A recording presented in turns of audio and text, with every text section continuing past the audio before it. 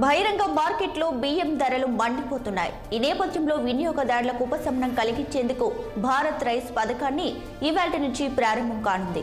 ఈ మేరకు ఈ పథకాన్ని ప్రారంభిస్తున్నట్లు కేంద్ర ఆహార శాఖ ప్రకటించింది.